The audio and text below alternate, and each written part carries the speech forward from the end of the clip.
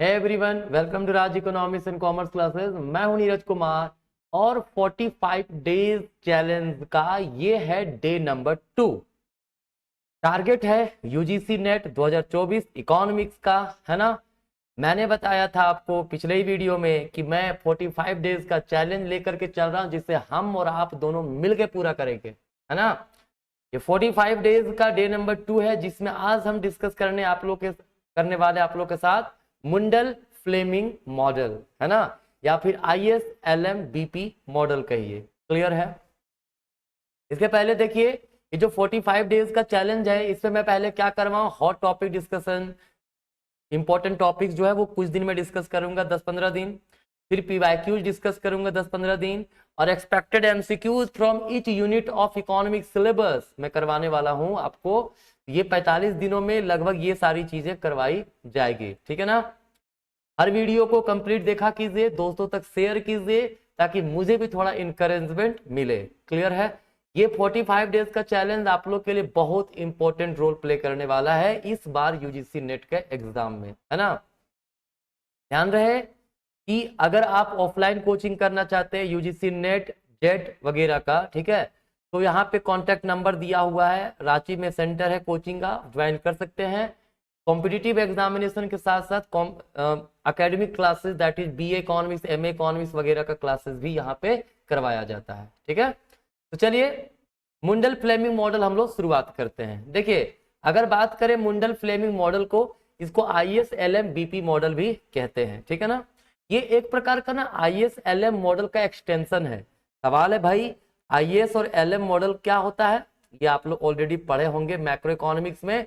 IS का मतलब investment saving के इक्विलिब्रियम पॉइंट से डेराइव हुआ कर्व, ठीक है, और LM demand for money and supply of money के इक्विलिब्रियम पॉइंट से बना हुआ कर्व, ये LM कर्व होता है। IS कर्व जो होगा वो डाउनवर्ड स्लोपिंग बनता है, ठीक है, वहीं LM कर्व जो होता है वो जनरली LM अपवर्ड स्लोपिंग होता है।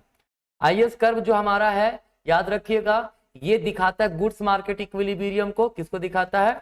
गुड्स मार्केट इक्विलिब्रियम को। वहीं LM कर्व हमें दिखाता है मनी मार्केट इक्विलिब्रियम को, ठीक है ना। ये चीजें याद रखिएगा।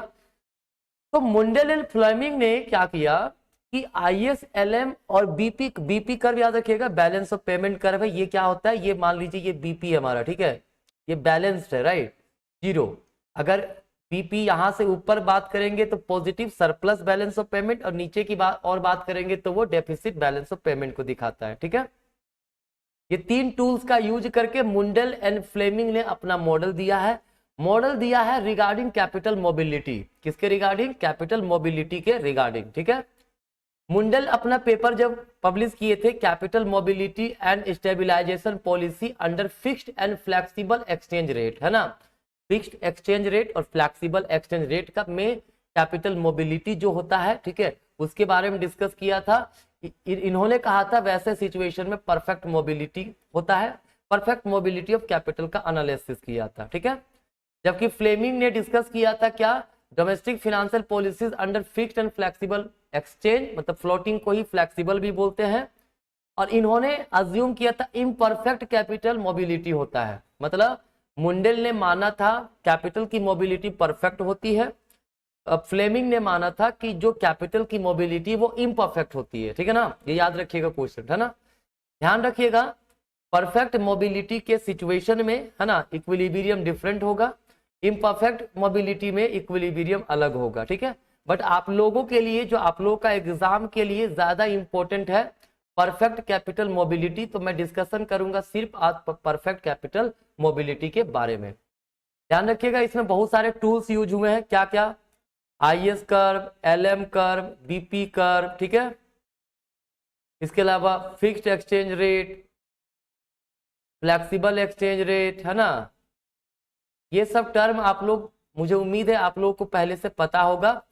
अगर नहीं पता है ना, तो ये 45 डेज का चैलेंज है ना, मैं इंपॉर्टेंट टॉपिक डिस्कस कर रहा हूं। आप लोग भी सजेस्ट कर सकते हो। आप लोग को अगर कोई टॉपिक लगता है कि सर इसको डील करना चाहिए, तो आप जरूर सजेस्ट हमें करें, ठीक है। तो चलिए बात करते हैं परफेक्ट कैपिटल मोबिलिटी की, है ना। परफेक्ट कैपिटल मोबिलिटी में पहला सिचुएशन लेते फिक्स्ड एक्सचेंज रेट, है ना। इसमें हम लोग देखेंगे कि ये जो सिचुएशन है परफेक्ट कैपिटल मोबिलिटी का, है ना, इसमें फिक्स्ड एक्सचेंज रेट में मॉनेटरी पॉलिसी फिजिकल पॉलिसी का क्या इफेक्ट होता है, फ्लेक्सिबल एक्सचेंज रेट के सिचुएशन में मॉनेटरी पॉलिसी फिजिकल पॉलिसी का क्या इफेक्ट होता है। ठीक है, तो कहता है अगर परफेक्ट कैपिटल मोबिलिटी की बात करें, मतलब मुंडेल का टॉपिक की बात करें, है ना, अगर फिक्स्ड एक्सचेंज रेट रिजिम है ना, तो देखिए ये हमारा इक्विलिब्रियम है, ये बैलेंस ऑफ पेमेंट हमारा गया है, एलएम कर्व, आईएस कर्व हमारा ये है, एलएम कर्व ये, इक्विलिब्रियम हमारा ई नॉट पे हो रहा है, कहां पे हो रहा है, ई नॉट पे। अब हुआ क्या, एक्सपेंशनरी मॉनेटरी पॉलिसी अपनाया जाता है, तो मॉनेटरी पॉलिसी जो है वो एलएम कर्व को प्रभावित करता है, क्योंकि मॉनेटरी पॉलिसी मनी मार्केट से रिलेटेड है और एलएम कर्व मनी मार्केट से, तो यहां से शिफ्ट करके एलएम कर्व हमारा बन गया एलएम डैश। ठीक है, नया इक्विलिब्रियम कहां हो गया, L1 पे हो गया, है ना। जैसे L1 मतलब E1 बना, नया इक्विलिब्रियम क्या हो गया, E1। E1 जो है देखिए बीपी के नीचे है, बीपी के नीचे मतलब मैंने क्या बोला था, बैलेंस ऑफ पेमेंट डेफिसिट होगा, ऊपर होगा तो सरप्लस होगा, तो यहाँ पे क्या हो गया, यहाँ पे सिचुएशन है बैलेंस ऑफ पेमेंट डेफिसिट का। ठीक है, जैसे बैलेंस ऑफ पेमेंट का डेफिसिट आया, चूंकि हमको पता है फिक्स्ड एक्सचेंज रेट है, क्या सिचुएशन है, फिक्स्ड एक्सचेंज रेट है। ठीक है, तो गवर्नमेंट क्या करेगा, वो डोमेस्टिक करेंसी को परचेज करेगा, क्योंकि डेफिसिट आ गया है। डेफिसिट बैलेंस ऑफ पेमेंट का मतलब क्या होता है कि हमारे करेंसी का वैल्यू उसमें घट गया है ना, तो भाई डोमेस्टिक करेंसी का डिमांड बढ़ा देंगे, है ना, गवर्नमेंट इंटरवेन करेगा और डोमेस्टिक करेंसी को खरीदेगा। जैसे डोमेस्टिक करेंसी खरीदेगा, डोमेस्टिक करेंसी का डिमांड बढ़ा, उसका प्राइस बढ़ जाएगा। ठीक है, which will drop the money supply, जो क्या होगा, जैसे गवर्नमेंट ने मनी डोमेस्टिक करेंसी खरीद लिया तो मनी सप्लाई घट गया ना, तो मनी फिर एलएम कर शिफ्ट होकर के ओरिजिनल वाला पोजीशन एलएम पे ही चला जाएगा, और जो नया इक्विलिब्रियम होगा E2 ही रहेगा। ठीक है, क्या हुआ इससे, इसका इंपैक्ट क्या हुआ, इंपैक्ट ये हुआ कि इनकम जो था हमारा पहले आउटपुट वही आउटपुट रहा, कोई चेंजेस नहीं हुआ। मतलब परफेक्ट कैपिटल मोबिलिटी में अगर फिक्स्ड एक्सचेंज रेट रिजिम है, ठीक है सॉरी, तो मॉनेटरी पॉलिसी का कोई भी प्रभाव नहीं पड़ेगा, monetary policy therefore no effect under this circumstances. ठीक है ना, कोई दिक्कत नहीं है। दूसरा देखिए, अब कहता है अगर एक्सपेंशनरी फिजिकल पॉलिसी अपनाई तो देखिए शुरुआत एलएम कर्व हमारा ये है, आईएस कर्व ये है, इक्विलिब्रियम ई नॉट पे हुआ, फिजिकल पॉलिसी में एक्सपेंशनरी अपनाया जाएगा ना, तो फिजिकल पॉलिसी रिलेटेड है गुड्स मार्केट से, वो एलएम कर्व को इफेक्ट करेगा, क्या करेगा, एलएम कर्व को इफेक्ट करेगा, और जो एलएम कर्व है इधर आ जाएगा। क्लियर है, क्या हो गया, एलएम कर्व इधर आ गया, है ना, तो इसके कारण क्या हुआ, सॉरी आईएस कर्व ना, जब से एक्सपेंशनरी फिजिकल पॉलिसी अपनाया गया तो आईएस कर्व जो है आईएस से शिफ्ट होके आईएस डैश हो गया, तो नया इक्विलिब्रियम पॉइंट कहां आ गया, E1 आ गया। E1 आने का मतलब क्या है, इधर ऊपर है ना, मतलब सरप्लस बीओपी हो गया, क्या हो गया, सरप्लस बीओपी हो गया। सरप्लस बीओपी में क्या होता है, हमारे डोमेस्टिक करेंसी का वैल्यू एप्रिसिएट कर जाता है। ठीक है, सरकार ऐसे सिचुएशन में क्या करेगी, ऐसे सिचुएशन में डोमेस्टिक करेंसी को सेल करेगी। पहले क्या बताया था, जब बैलेंस ऑफ पेमेंट डेफिसिट आया था तो गवर्नमेंट क्या किया था, डोमेस्टिक करेंसी परचेज करने लगा था ताकि मार्केट में उसका डिमांड बढ़ा दे, है ना। अब चूंकि सरप्लस बीओपी है तो गवर्नमेंट क्या करेगा, परचेज नहीं करेगा, सेल करेगा, इससे क्या होगा, मार्केट में मनी सप्लाई बढ़ जाएगा और एलएम कर्व जो होगा वो एलएम डैश बन जाएगा, राइट, और नया इक्विलिब्रियम क्या होगा, E2 हो जाएगा। मतलब पहले इनकम इतना था, एक्सपेंशनरी फिजिकल पॉलिसी अपनाने का कारण नया इक्विलिब्रियम क्या हो गया, A2 हो गया, यहाँ पे हमारा आउटपुट जो है Q से बढ़ के Q1 हो गया। मतलब कि फिजिकल पॉलिसी वर्क करता है किस सिचुएशन में, परफेक्ट कैपिटल मोबिलिटी के सिचुएशन में, कब, जब फिक्स्ड एक्सचेंज रेट रहे तब। अब परफेक्ट कैपिटल मोबिलिटी में भाई देखते हैं हम लोग फ्लेक्सिबल एक्सचेंज रेट का, ये तो फिक्स्ड एक्सचेंज रेट हो गया ना। फ्लेक्सिबल एक्सचेंज रेट में क्या होता है, सबसे पहला अगर एक्सपेंशनरी मॉनेटरी पॉलिसी अपनाया जाए, मतलब मनी सप्लाई बढ़ाने वाला तरीका अपनाया जाए, शुरुआत में इक्विलिब्रियम ई नॉट पर है, गवर्नमेंट ने क्या किया, मॉनेटरी पॉलिसी एक्सपेंशनरी अपनाया, ठीक है, मतलब मनी सप्लाई बढ़ाया, तो एलएम से एलएम डैश बन गया। क्लियर है, नया इक्विलिब्रियम कहां आया भाई, ये आ गया E1 पर आ गया, क्योंकि आईएस कर्व हमारा ये है, नया नया कर्व LM1 बना, तो यहाँ इक्विलिब्रियम आ गया, minus deficit balance of payment आ गया। अब चूंकि फ्लेक्सिबल एक्सचेंज रेट है, गवर्नमेंट इंटरवेंन तो नहीं करेगा, लेकिन जैसे ही डेफिसिट बैलेंस ऑफ पेमेंट होगा ना, तो फ्लेक्सिबल एक्सचेंज रेट में क्या होता है, ये मार्केट मैकेनिज्म वर्क करता है। यहाँ पे क्या होगा, जैसे इंडिया की बात करें तो डोमेस्टिक करेंसी जो होगा वो क्या होगा, डोमेस्टिक जो करेंसी है हमारा, डोमेस्टिक करेंसी, इसका क्या होगा ना, ऐसे सिचुएशन में इसका प्राइस जो है घट जाएगा।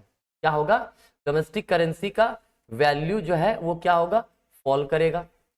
अब जैसे ही डोमेस्टिक करेंसी का वैल्यू फॉल करेगा, ठीक है, तो ऑब्वियस सी बात है फॉरेनर के लिए हमारा सामान सस्ता हो गया, तो हमारा नेट एक्सपोर्ट बढ़ जाएगा, हमारा जो एक्सपोर्ट है वो क्या होगा, बढ़ जाएगा। ध्यान रखिए, डोमेस्टिक करेंसी का वैल्यू घटा, डेफिसिट बैलेंस ऑफ पेमेंट है, हमारा करेंसी का वैल्यू घटने के कारण क्या हो रहा है, नेट एक्सपोर्ट बढ़ गया।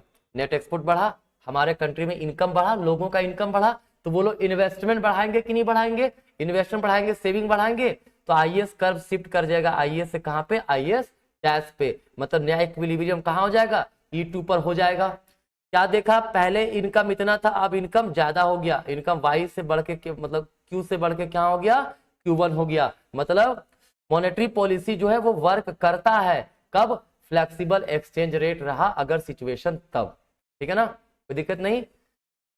अब फिजिकल पॉलिसी वर्क करेगा यहाँ पे फ्लेक्सिबल एक्सचेंज रेट में, क्या नहीं, फिजिकल पॉलिसी कोई काम नहीं करता है फ्लेक्सिबल एक्सचेंज रेट में। कैसे, शुरुआत है, मान लीजिए इक्विलिब्रियम हमारा यहाँ पे आईएस कर्व ये है, इक्विलिब्रियम E0 पर है, ठीक है। अब हुआ क्या, अब ऐसे सिचुएशन में कि सरकार ने क्या किया, एक्सपेंशनरी फिजिकल पॉलिसी अपनाया, तो जो बैलेंस ऑफ पेमेंट है हमारा, ठीक है, वो अब नया इक्विलिब्रियम E से E1 पे चला गया। कहां चला गया, E से E1 पे चला गया। क्लियर, तो सरप्लस बैलेंस ऑफ पेमेंट हो गया। तो सरप्लस बैलेंस ऑफ पेमेंट में मैंने क्या कहा था आप लोगों को, सरप्लस बैलेंस ऑफ पेमेंट मतलब हमारे कंट्री का जो करेंसी का वैल्यू है, ठीक है, वो एप्रिसिएट कर जाएगा, मतलब बढ़ जाएगा। क्या होगा, एप्रिसिएट कर जाएगा, ठीक है। अब एप्रिसिएट जैसे ही वैल्यू करेगा, है ना, तो हमारा नेट एक्सपोर्ट क्या होगा, घट जाएगा। नेट एक्सपोर्ट जो है वो क्या होगा, घटेगा, क्योंकि हमारा सामान जो है विदेशियों के लिए महंगा हो गया, तो नेट एक्सपोर्ट घटेगा, हमारा इनकम घटेगा, इन्वेस्टमेंट घट जाएगा, तो आईएस कर्व आईएस डैश से घट के फिर से आईएस पर ही आ जाएगा, शिफ्ट कर जाएगा। पहले इक्विलिब्रियम जहां था वहीं पर शिफ्ट होकर के वो आ जाएगा, तो इनकम पहले जितना था उतना ही बना रहा। मतलब फिजिकल पॉलिसी का कोई प्रभाव नहीं पड़ता है अगर एक्सचेंज रेट रिजिम कैसा, फ्लेक्सिबल हो। तो फ्लेक्सिबल एक्सचेंज रेट में क्या वर्क करेगा, मॉनेटरी पॉलिसी वर्क करेगा, ठीक है। वहीं अगर फिक्स्ड एक्सचेंज रेट रिजिम है तो मॉनेटरी पॉलिसी यहाँ पे इनइफेक्टिव हो जाएगा, यहाँ क्या हो जाएगा, इनइफेक्टिव हो जाएगा, राइट। और फिजिकल पॉलिसी यहाँ पे इफेक्टिव हो जाता है, क्या हो जाता है, यहाँ पे इफेक्टिव हो जाता है। क्लियर है ना, ये चीज आपको ध्यान रखना है। ये मुंडल फ्लेमिंग का मॉडल है और यहीं तक से सवाल जनरली आता है परफेक्ट कैपिटल मोबिलिटी से ही, ठीक है। तो मुझे उम्मीद है आज का इस जो डे 2 का वीडियो था मुंडल फ्लेमिंग का मॉडल, ये आपके लिए काफी हेल्पफुल रहा होगा। आप कोई भी वीडियो नया टॉपिक चाहिए आप सजेशन दे सकते हैं, मैं उसको बनाने की पूरी कोशिश करूंगा, ठीक है। तो आज कहीं तक मिलते हैं नेक्स्ट वीडियो में, तब तक के लिए आप सभी को धन्यवाद।